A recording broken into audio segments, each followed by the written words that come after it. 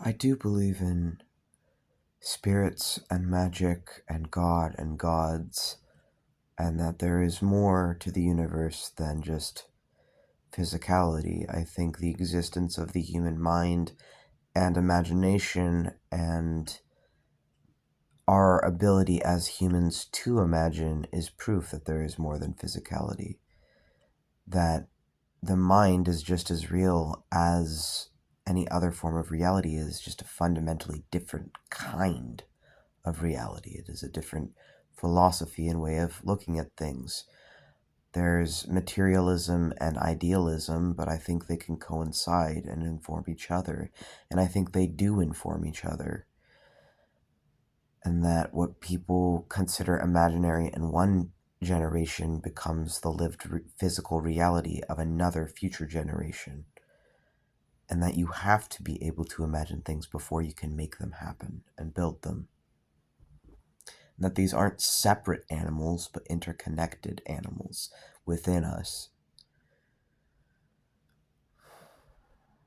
I believe in spirits because I am a spirit in a human body, and I interact with spirits every single day. And yes, they are mental and psychological. So am I, because consciousness itself is mental and psychological. So any sort of disembodied consciousness or anything else must also be psychological and mental as well. And I see the gods as being what they represent in a way that we can interact with through our conscious perception of these things. Fire is a god, water is a god, earth is a god, spirit is a god, air is a god, the sky is a god, the sun is a god, the moon is a god, the plants are a god, you are a god, the dirt is a god, all the difficult, painful parts of consciousness are also a god, blood is a god, bone is a god, everything has a god. I believe all gods that ever were or ever will be are real, are just as real as I am. They are just a fundamentally different kind of reality, and they can't always speak for themselves except through the usage of others' stories and perception of them. And then through, people may see it as possession or whatever they want to call it, through our interacting with these different forces of nature and the universe. They inspire people and speak through them, and it is all God.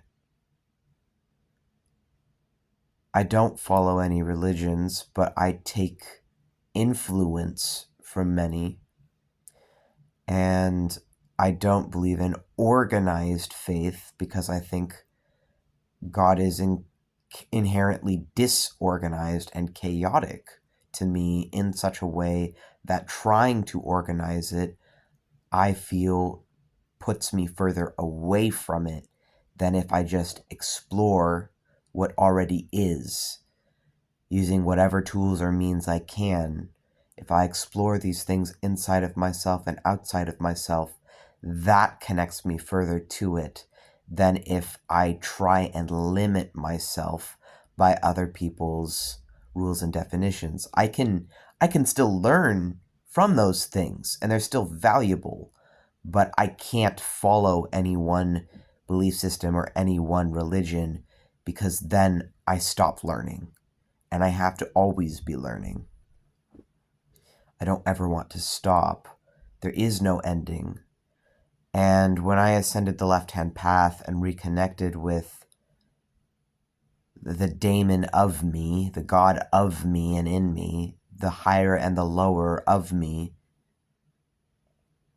and the universe, I was upset because I thought I'd have all the answers, and I realized there is no answer. There's no one answer. There's no one anything. When you connect back to everything, It's nothingness and everythingness, and it's not definable. You can't put it in any box. And I thought I would have a reason, like a concrete reason for existing, for my existence, like the meaning of life. It's like, okay, I'll meet my gods, I'll meet my makers, and I'll find the meaning of life and I'll follow it. It's like, if the first 2 decades of my life were literal torture and unbearable, excruciating hell, when I became a wizard, I decided to reject that this is not the life I am going to accept. I refuse the torture that made me. I'm going to find something else. I will go through hell. I will do whatever I can to make myself the most powerful wizard I can possibly be and find spiritual fulfillment and truth. And I made that commitment on my wizard initiation ceremony on New Year's of 2023, under the guidance of Archangel Azrael, who oversaw my mock Black Mass ceremony. And at that time, on the very start of the left-hand path, because that was the day I dedicated myself to the left-hand path, I, at that time, had been doing so under the lens of theistic Satanism. And by the end of the left-hand path, I realized that that is just yet another box that I have to let go of. And that any sort of boxes like that, like I can still venerate whatever angels, whatever gods, whatever deities I want, but limiting myself to any one thing is only ever going to be temporary for me. It can't be permanent for me.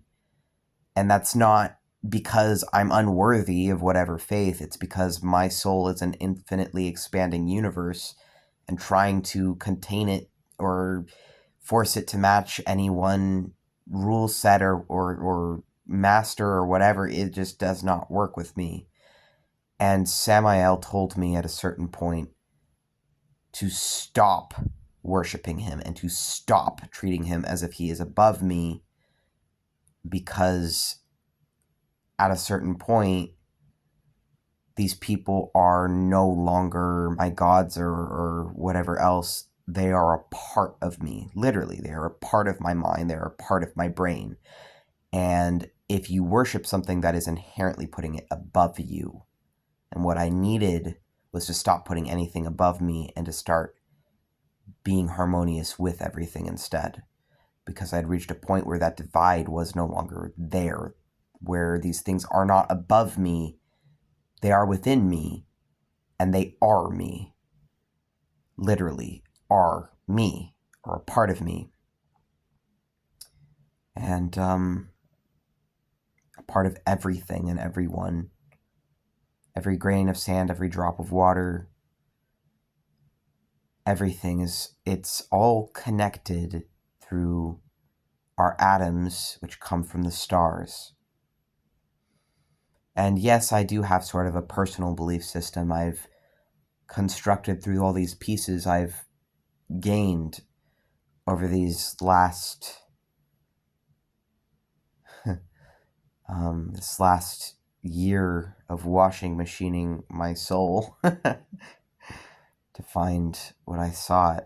But what I found instead is that any sort of higher truth has to be found from within you. Other people and even the gods themselves and these spirits, they can hold your hand. They can open doors. They can give you options. But truth has to be found inside of you. And it's the only real truth that matters. That's going to make sense of any of this chaos. And as a chaos wizard and a sorcerer, I'm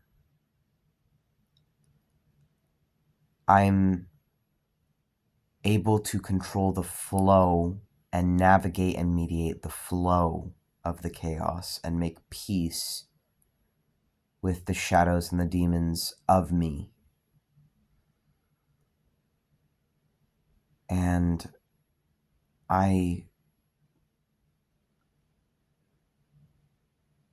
you don't have to have an answer. You just need to live. Just live your life.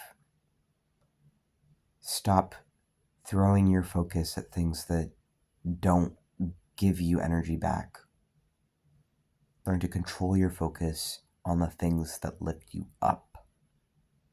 And the rest, like the butterfly effect, or like a ball growing bigger over time as it rolls down a hill and picks up more pieces of itself, will fall into place. I do not believe everything happens for a reason. There was no legitimate reason for the torture I endured for 22 years. There is no explanation or justification or any sort of peace or truth that is going to come from the fact I was other people's pets and toys, and I was their lab rat, their scapegoat, their black sheep, their slave, their servant, their broken android, their demon, their toy. There's no peace that is going to come from my past. And the past is painful memories I'm left to rebuild from. The future is imaginary, and all that is the present moment. And people may think that it would bring peace to always live in the present, but actually, always living in the present separates you. And that can also be a sort of pain. And some have to give up everything to find a sort of peace in this world. But it's worth giving up everything from a lie of a life and a painful life to build a life worth living in, rather than a life you feel obligated to uphold for others or for some sense of whatever else, for some false promise and false hope. It's better to learn how to build within yourself a real hope that no one else can take away from you. And I think that's what true faith is. And whatever it may be,